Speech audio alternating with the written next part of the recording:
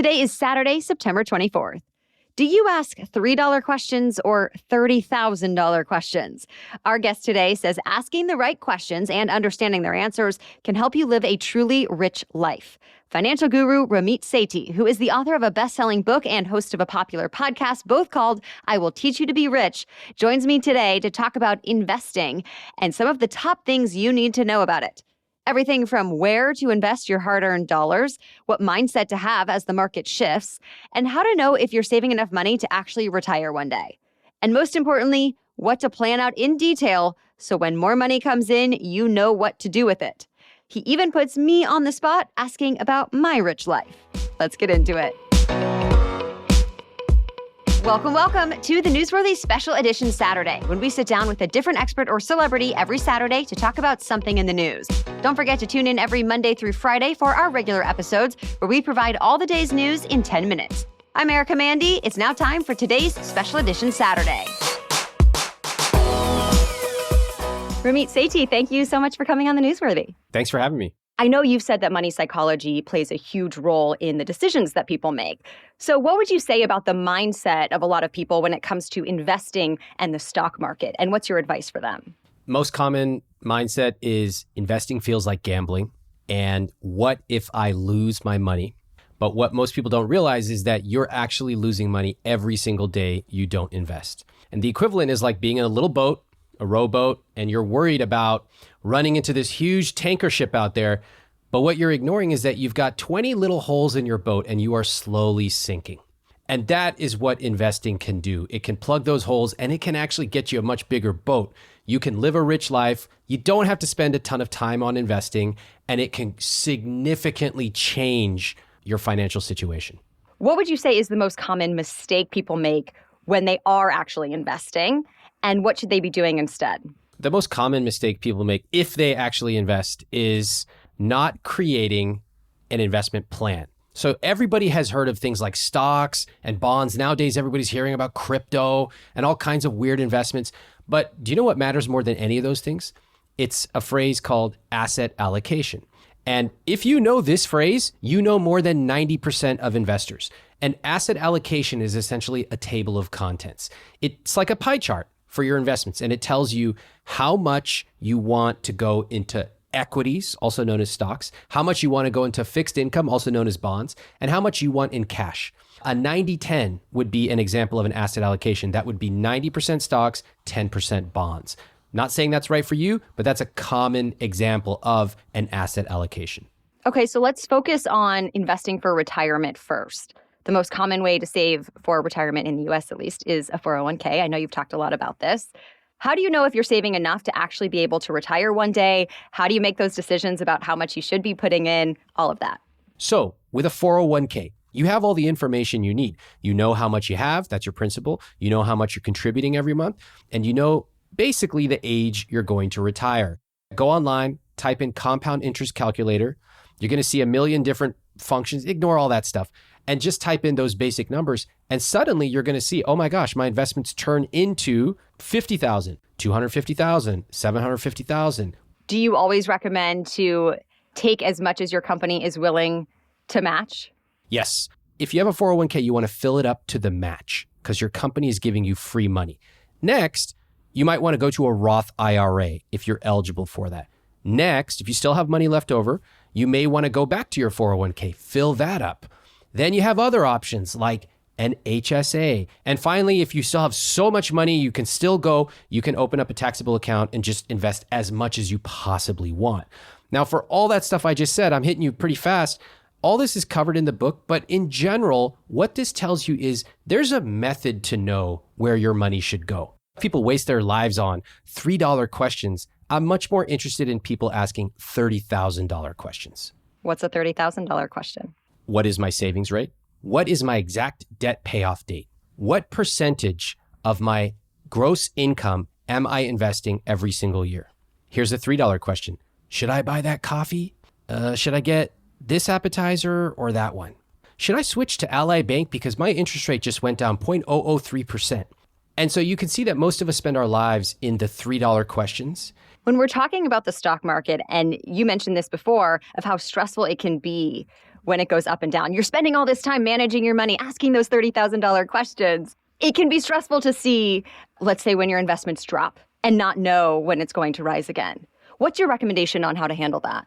First of all, don't be checking your stocks every day. I spend less than 1 hour per month on my finances. The way you do that is by setting up a clear plan and by automating most of it. And in fact, on my podcast, I've recently been I talk to couples. I say, what does managing money mean to you? And the vast majority of people, you know what they say? Paying bills on time. Paying your bills on time, that's like table stakes. Automate that stuff. You shouldn't even be spending any time on that. Sometimes I'll ask people, how much do you save? And they go, every month I try to save a little bit. And right there I go, okay, red flag number 1. Do you try to brush your teeth in the morning? No, it's just a habit. Money's even easier than that. You shouldn't have to try to save. You should have it happen automatically. What is your advice if someone has a short-term goal, like a down payment on a house? What is your advice for those shorter-term money goals? To me, this is one of the easiest questions in personal finance because it has a very straightforward answer. If you need the money in less than 5 years, just put it in a savings account. You can't put short-term money in the stock market because it might go up, it might go down in the short term, and we don't want to expose you to that risk. Does your advice change for more advanced investors who maybe are interested in those shorter-term investments? No. Most people who think they're advanced are not advanced. Okay, they need to really focus on the basics first. Look, NBA players still practice dribbling, and very sophisticated investors still practice basic functional principles like what's my savings rate, how much I'm investing, what's my asset allocation. Now, there are some advanced things that are true for advanced investors. If you have a truly diversified portfolio and you say, I've got all my stuff, I've got all my ladder of personal finance, my 401ks maxed, et cetera, I'm diversified, I'm good. I want to take 3 to 5% of my portfolio and have some fun. I want to invest in crypto, angel investing. I want to invest in my friend's bar in Brooklyn. Go ahead, be my guest. Money should be fun. But you manage your risk by assigning a percentage, ideally less than 5%. It is a big problem when people have no plan, they have no asset allocation, and they simply pick the investment du jour. That is a bad place, and you'll probably lose money over the course of your life. And because it's been in the news headlines, would you say that the meme stocks that we've talked about, like the GameStops and AMCs going up and down, does that fall in that category? Yes, you're all going to lose money. It's just a matter of time. Of course, there's 1 in a million who makes a ton of money. And of course, they go on Reddit and post about how genius they are. But these folks will have lifetime subpar earnings. Can you briefly summarize the difference between buying individual stocks versus funds and how people should decide in which to invest? I think that one of the biggest misconceptions about investing is that you have to sit down in front of 25 screens and somehow pick stocks based on some complex analysis. The average investor does not and should not be doing that. In fact, the average investor should not be buying individual stocks at all. I much prefer something called index funds. They are low cost, they are diversified, and they let you automatically buy a basket of stocks. There are index funds that are focused on the US. There are index funds that are focused on large or small stocks, even index funds focused on sectors like healthcare. But my favorite type of fund is called a target date fund. It's so simple, it's even what I recommend to my family. You pick the basic year that you're going to retire. If you're not sure when you're going to retire, just calculate the year that you turn 65. Let's use that as a baseline. Then there are funds like Vanguard 2050 or Fidelity 2055. And you pick it and it automatically diversifies your investments. And as you get older, it becomes more conservative. This is true automatic investing. So you don't have to pick stocks. All you do is one fund and you focus on putting as much money as you possibly can and you move on with your life. Still ahead, what does a rich life really look like for you? Our guest puts me in the hot seat asking me that very question. Plus, Ramit Sethi explains why money is such a contentious topic in relationships and how to stop fighting about it. But first, a quick break to thank our sponsors. The Newsworthy is brought to you by ZocDoc. Have you ever needed to see a doctor, but the one you usually go to, or really the one your friend recommended, is booked up for weeks or even months? Maybe that recommendation for the doctor your coworker gave you is not even taking new patients at all. or that office doesn't take your insurance. I know I've experienced all of the above. Finding a new doctor can feel like such a time-consuming hassle.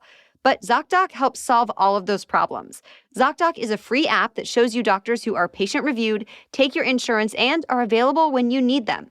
And ZocDoc's mobile app lets you quickly search, find, and book doctors with a few taps, and I'm talking about doctors that are in-network, in your neighborhood, and available ASAP. You can also read verified patient reviews. Simply go to ZocDoc.com, find the doctor that is right for you, and book an appointment in person or remotely, whatever works for your schedule. Go to ZocDoc.com/newsworthy and download the ZocDoc app for free. Then start your search for a top-rated doctor today. Many are available within 24 hours. That's ZocDoc.com/newsworthy, ZocDoc.com/newsworthy. The Newsworthy is also brought to you by Indeed. You almost never hear great business leaders say they did everything on their own. And there's a reason for that. Great businesses have great teams. And to build a great team, you need Indeed. Indeed is the hiring platform where you can attract, interview, and hire all in one place. Indeed lets you find great talent faster through time-saving tools like Indeed Instant Match, assessments, and virtual interviews.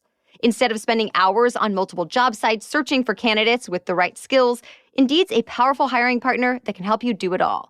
I love when a platform makes things easy by providing everything you need in one place.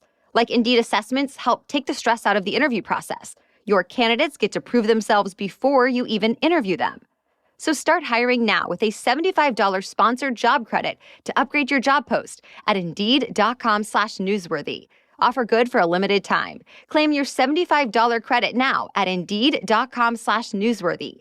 Indeed.com/newsworthy. Terms and conditions apply. Need to hire? You need Indeed. Okay, now back to my conversation with Ramit Sethi. Whether it's investing or something else when it comes to money, surveys, research has shown that, money is a very common pressure point in relationships. You talk to couples on your podcast. So why do so many couples or families fight about money? We fight about money because, number one, we don't know about money. Number two, we have strong feelings about money. And number three, money is present in every day in every part of our life. Money is unlike other parts of a relationship. In many relationships, one person does the dishes, the other person does the gardening. That's fine. We can delegate certain things, but we can't delegate money. Just like parenting, it cuts across so deeply that both partners have got to be involved. We don't know how it works, but we know that we are angry at our partner for doing something wrong. So we say stuff like, "Why'd you spend that?" Or "How come we can't take a vacation like they can?" Most couples, the biggest problem they have with money is they don't have a rich life vision together. So they will spend the next 30 years fighting about groceries and trucks and vacation, but really they are missing a core element that could actually bring them together. So in your definition, what does it mean to be rich, to live a rich life? A rich life is more than just stacking dollars in your bank account. A rich life can be buying a $1,000 cashmere sweater. A rich life can be picking up your children from school every afternoon. A rich life can be traveling 6 months a year. A rich life can be tipping 35% minimum no matter where you go. Your rich life is yours. It's not mine. It's not your parents. It's not your friend. It's yours. One couple on my podcast, they go, "We want to take a 4-week trip to Italy. We want to take our family on this beautiful train with us. We want to sit and drink wine and watch the sunset on this very specific beach. And we want to do it without ever worrying about how much it costs." And I get chills listening to this because this is a rich life. In order to use your money to live it, you've got to define the vivid details of a rich life. So it is different for everyone. Of course. In fact, let me ask you, what is your rich life? I mean, I do think flexibility and making sure that money isn't stopping me from doing the things I want to do. But what do you want to do? I want to be able to be there for my son when he needs me. I want to be able to travel when we want to. I want to have a home that we can play outside, and I want to be able to run this business without, worrying, maybe start a new business if I desire, and be able to invest in those things without worrying that I won't be able to do the other things. Okay. Thank you. I love that. I also love the smile on your face. It's so beautiful because most people, when we talk about money, they physically shrink. Money is only a source of conflict and problem and stress and insecurity. But what you just showed us is money can be a source of imagination and aspiration and joy. And it's amazing when I ask people that question, like I just asked you, and I go deeper into that exercise. Most people have never, ever thought about it. Do you find that fascinating? They spend their entire lives working and worrying about money and never think, what do I actually want to do with my money? I live in the details. So people go, this is what they always say. And it's funny because you did part of it. I go, what's your rich life? They go, I want to do what I want when I want. I go, oh God, here we go again. I go, okay, so what do you want? And then they just look at me, right? Because they never thought about the answers to that question. So I push them. And where we end up is something so beautiful. This is what we're working for. This is why we invest in a 401k. Money is not just about how much you have in some Vanguard account. It's about using it to live a rich life. So that's why I talk about this on the podcast, so you can hear real couples. Automate the money and then get on with your rich life. Well, thank you so much to Ramit Sethi for all of his actionable and fun advice here on The Newsworthy. As always, if you found this helpful, be sure to share it with a friend or tag us on social media. We love to hear from you. And be sure to follow Ramit Sethi on social media as well, or check out his book, podcast, and website, all under the name, I Will Teach You to Be Rich. That'll do it for us today. Tune in for our 10-minute news roundups every weekday, where we keep you updated on the day's news in our signature fast, fair, fun style. So we'll be back on Monday. Until then, have a great weekend.